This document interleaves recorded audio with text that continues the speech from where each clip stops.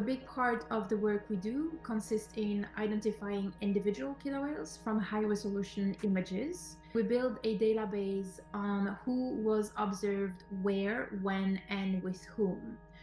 This database is the foundation of multiple research projects that are ongoing at the University of Oslo.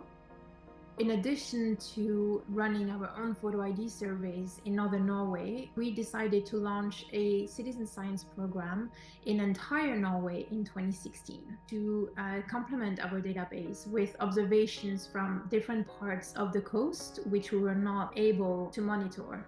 And this is how we got to know Elida's family.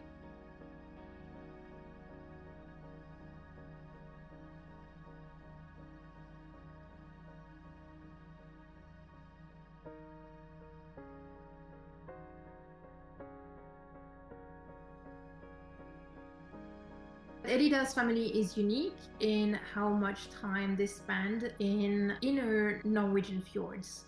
In fact, they have become the most watched killer whales in Norway. But there's something less fun about their lifestyle. It is that they are more exposed to human-made chemical pollution.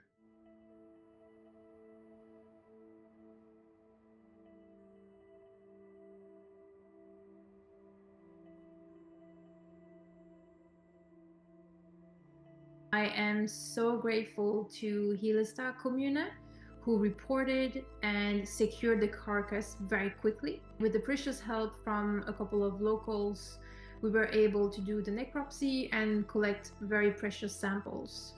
The results from the lab were clear. She had very high concentrations of man-made pollutants in her blubber. Because she was so young, we can be sure that most of her chemicals came from her mother through the placenta during pregnancy and also after birth through lactation. But Elida had also started eating solid food, which is another source of contamination. Seals and porpoises are both heavily contaminated.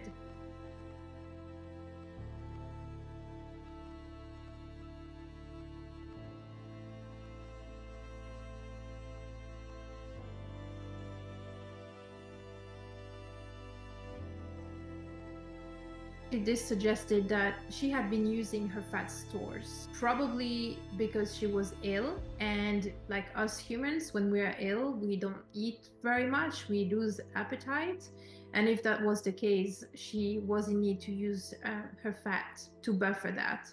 Normally, the fat layer is where those chemicals are stored in an unharmful way, but upon using this fat store, that would have released the chemicals into the blood, which is when those chemicals can become harmful because they reach the organs. And so this could have caused her death, basically, but we don't know for sure.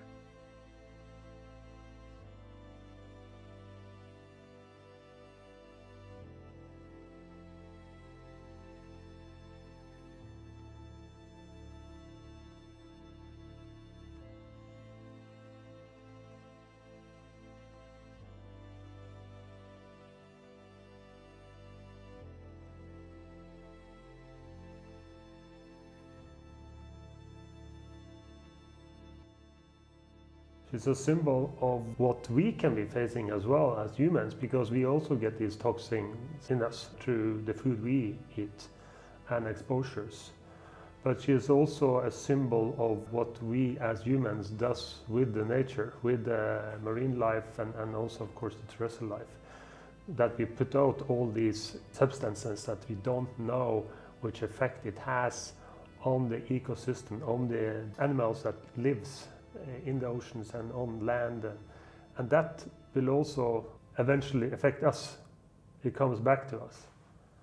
So she is a symbol of that, what we does to nature and to ourselves.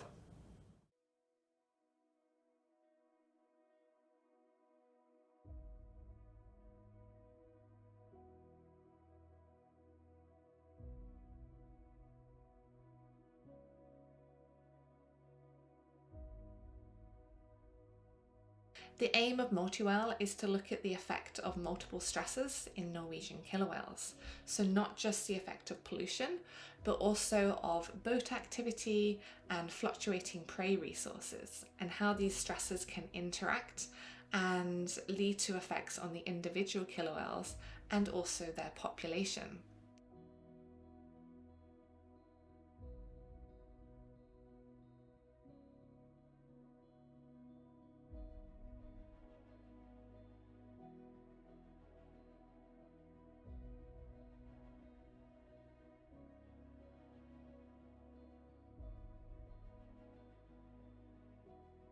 The Marma Detox Project is an international research project. Our goal is to understand the effects of ocean pollutants on large marine mammals in a way that is efficient for the researcher and ethical for the animal. To do this, we partner with another research project called SLICE, who takes small skin and blubber biopsies from whales in the wild. We then use skin pieces from those biopsies to create cell cultures. We can use these cells to study effects of pollution in marine mammals in ways we never could before. Marma Detox and SLICE are sister projects in that we are both trying to understand the specific effect of chemical pollution on large marine mammals. In the SLICE project, we want to focus on the tissue level by keeping alive blubber slices to further expose them to pollutants and stress hormones. To obtain our sample, we use DART to take small biopsy from wild whales, just below their dorsal fin. So far, we have been able to collect biopsy from fin whale, humpback whale, and killer whale. After we collect the biopsy, we store them in a sterile container and ship them to the lab for experimentation. Our combined labs are currently conducting 3 different types of experiments.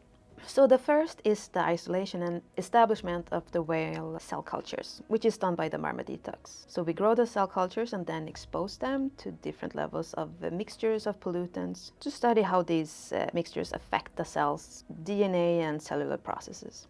So here we are growing killer whale cells, fibroblasts, from skin biopsies, and they're looking good. SLICE conducts experiments to test how pollutants affect large marine mammals at the tissue level.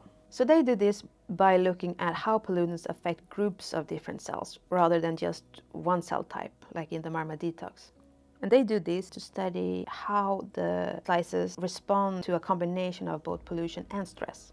So Marma Detox and SLICE are together optimizing the usage of each biopsy, where SLICE uses the blubber for slicing and Marma Detox uses the skin part for establishing cell cultures.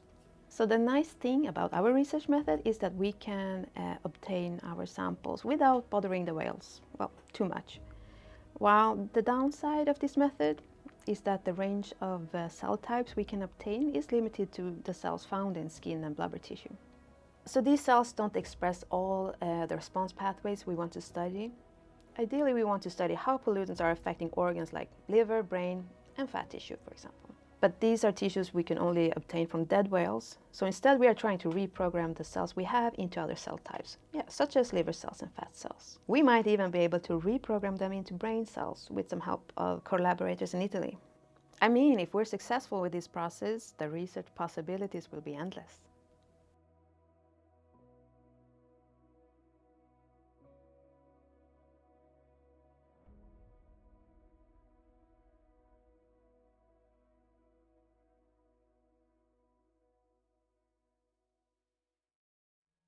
We normally don't name killer whales. They all have a ID number just because there's so many of them. We have over 1,000 in the catalog.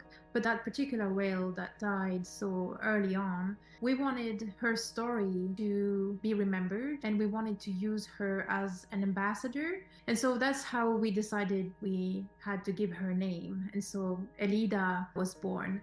And so we really hope that the story being told, that people can remember. We also hope that people can continue reporting their sightings in Norway for the years to come. We wouldn't know the story of Elida and of her family if it was not for the fantastic work of our citizen scientists over the years and Norwegian Local Survey creating the data. The findings and data from that monitoring program will be the evidence we'll need to provide to advise on the harm of certain chemicals to marine life. And this is the way to go if we want to contribute to the regulation or the ban on chemicals being used in Norwegian waters and even beyond. It is gonna take all of us working together to monitor Elida's family for the years to come and to also understand the impacts of these chemicals on our marine life.